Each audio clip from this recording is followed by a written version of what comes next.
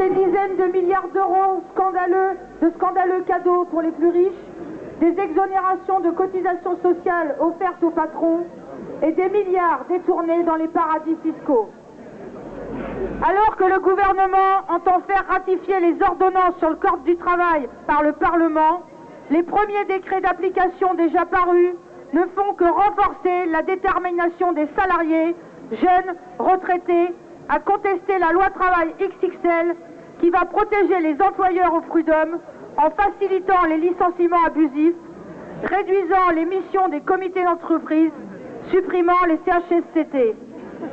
En clair, faire régresser les droits des salariés. Ces ordonnances prolongent et aggravent la loi travail dont nous continuons à demander l'abrogation. Pour les salariés, cette politique se traduit par un code du travail vidé de ses droits pour organiser la flexibilité et la précarité généralisée dans les branches et les entreprises. Des syndicats fragilisés et contournés pour faciliter les accords d'entreprise au rabais. Au final, des salariés fragilisés et livrés à l'arbitraire patronal. Cette politique, c'est aussi les risques qui pèsent sur les droits des salariés et demandeurs d'emploi en matière d'assurance chômage ou de formation professionnelle. Des mesures précarisant toujours un peu plus l'emploi et l'insertion des jeunes sur le marché du travail. La remise en cause des droits à l'avenir des jeunes par l'instauration d'une sélection à l'entrée de l'enseignement supérieur.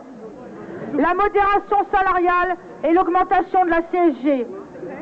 Des atteintes aux services publics et à la protection sociale. Face à ce déferlement, ne faut-il pas réagir? C'est pourquoi les organisations signataires appellent les salariés à se regrouper et à se battre pour leurs droits.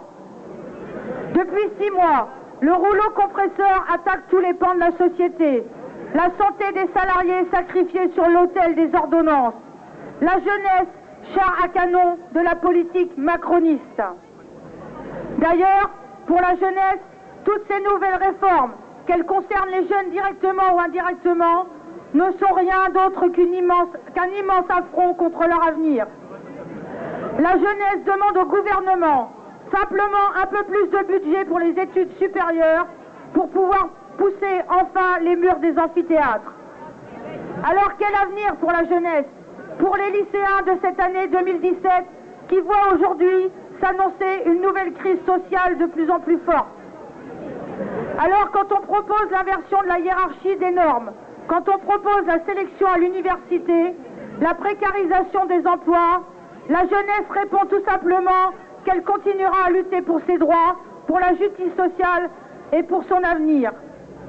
Les mots de Victor Hugo résonnent encore aujourd'hui quand il leur dit « Rien n'est plus fort qu'une idée dont